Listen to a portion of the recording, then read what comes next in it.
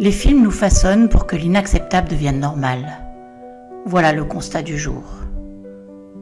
Aujourd'hui, que nous montre-t-on à la télé ? Des drames où la souffrance est un spectacle.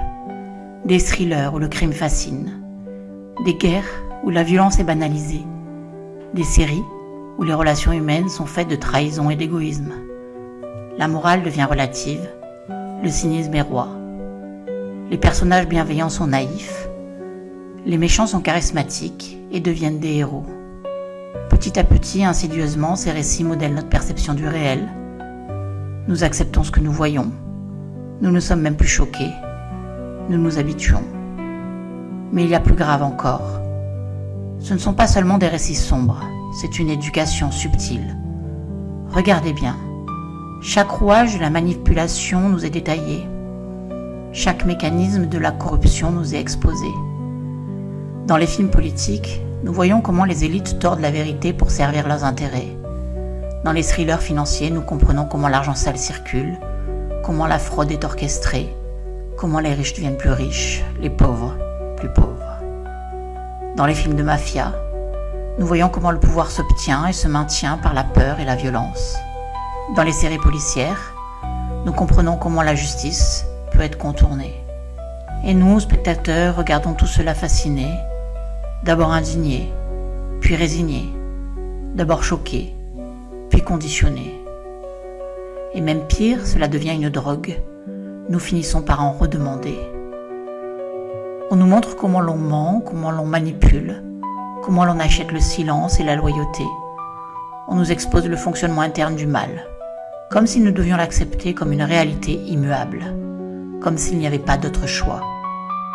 Jusqu'à ce que nous ne nous révoltions plus, jusqu'à ce que nous trouvions cela normal, jusqu'à ce que l'injustice, lorsqu'elle se produit sous nos yeux, ne nous fasse même plus réagir, parce que nous avons vu ça 1000 fois, sur 1000 écrans. Et si, à l'inverse, nous étions entourés d'histoires qui nous montrent que la bonté triomphe, que l'honnêteté est une force, que l'amour peut guérir et transformer, ne serions-nous pas révoltés à la moindre petite violence ? Ne serions-nous pas inspirés à construire notre réalité ? Si nos écrans étaient des fenêtres ouvertes sur la beauté du monde, qui verrions-nous ? Des histoires d'amour authentiques, où l'être humain est capable du meilleur, des récits d'espoir, de courage, de rédemption, des héros qui transcendent leurs faiblesses pour embrasser leur lumière intérieure. Et si chaque soir, en allumant notre télévision ou en ouvrant notre téléphone, nous étions bercés par des récits de bienveillance, d'entraide et de respect, notre monde serait-il vraiment le même ? Non, je ne le pense pas, car ce que nous voyons encore et encore devient la norme de notre esprit. Il est donc temps de choisir. Nous sommes les architectes de notre imaginaire collectif. Ce que nous regardons façonne ce que nous croyons possible. Alors rêvons autrement. Imaginons des récits qui éveillent, des images qui élèvent, des histoires qui nous rappellent qui nous sommes réellement. Un monde à la hauteur de nos âmes commence parce que nous décidons de regarder.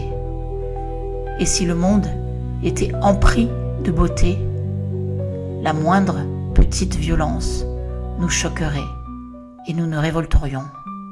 Il est donc temps de choisir que regarder, que faire, où mettre notre attention et notre lumière.